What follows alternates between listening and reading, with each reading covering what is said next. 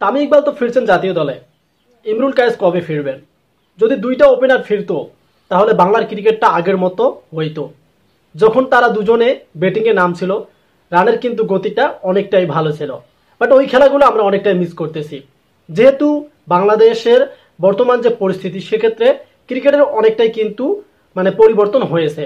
নতুন নতুন ব্যক্তিরা কিন্তু কর্মস্থলে যোগদান করেছে এবং অবশ্যই ক্রিকেটটার অনেকটাই চেঞ্জিং হবে। কেননা আমরা দেখেছি যে চ্যাম্পিয়ন ট্রফি কিন্তু 2025 সালে, তার আগে তামিম ইকবালকে আনার একটা ঘোষণা দিয়েছে লিপু, এবং যে আরো কর্মকর্তারা আছে তারাও কিন্তু সিদ্ধান্ত নিচ্ছে এরকমটা যে তামিম ইকবালকে আবারও জাতীয় দলে ফেরানো যায় কিনা। বাট এদিকে ইমরুল কায়েস, এই প্লেয়ারটাকে নিয়ে কতটুকু তারা ভরসা করতেছে, কতটুকু আশাবাদী যে ইমরুল কায়েসটাও যেন আবার জাতীয় দলে ফেরে। এই দুইটা যদি ওপেনার বাংলাদেশে ফেরে তাহলে বাংলাদেশের ক্রিকেটটা কিন্তু আগের মতো হবে, যেমনটা আমরা দেখেছিলাম তাদের খেলা, তাদের রানের গতিটা যে কোনো বলারকে তারা উড়োধুলো করে দিয়েছিল। সো যদি আমরা বলি, তারপরও কিন্তু এটা দায়িত্ব থাকবে বিসিবির উপর। বিসিবির সিদ্ধান্তেই কিন্তু ক্রিকেট পরিচালনা হয়, এ কারণে কিন্তু বিসিবির উপর নির্ভর করতে হবে। বাট আপডেটিং এ এটাই বলে যে তামিম ইকবালকে 100% মধ্যে 99% তারা জাতীয় দলে ফেরানোর সম্ভাবনা করবে। এদিকে আমরা দেখেছি যে ইমরুল কায়েস তিনি কিন্তু তার যে মেহেদী মিরাজকে নিয়ে যে একটা তারা স্পোর্ট MKS স্পোর্ট যে তাদের ব্যাট কোম্পানি দিয়েছে, সেটা নিয়ে কিন্তু তিনি ব্যস্ত থাকেন। তিনি কি আবারও জাতীয় দলে ফিরবেন এরকম কিন্তু একটা গুঞ্জনও আছে। যেহেতু তামিম ইকবাল ফিরবে তাহলে তো তাকেও ফেরানো প্রয়োজন, তাকেও তো জাতীয় দলে অনেকটাই প্রয়োজন। যদি দুইটা ব্যাটিং থাকে তাহলে বাংলাদেশের ব্যাটিং লাইনটা অনেকটাই এগিয়ে যাবে এবং পরে যে ব্যাটসম্যানগুলো থাকবে তারা কিন্তু একটা রিল্যাক্সে ব্যাট করতে পারবে।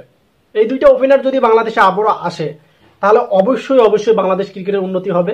কেননা ইমরুল কায়েসে কিন্তু যেভাবে ব্যাট চালায় তামিম ইকবাল, তারা কিন্তু দুজনেই ওপেনারের জন্য ভালো যোগ্য ব্যাটার। এদের যদি রানের হিস্টোরিটা আমরা দেখি, সেটা হচ্ছে টেস্ট ক্রিকেট বলেন, ODI বলেন, T20টা কিন্তু খুব কম খেলেছে ইমরুল কায়েস, টেস্ট বেশি খেলছে, ODI তো তাকে কিন্তু খুব কম সুযোগ দেওয়া হয়েছে।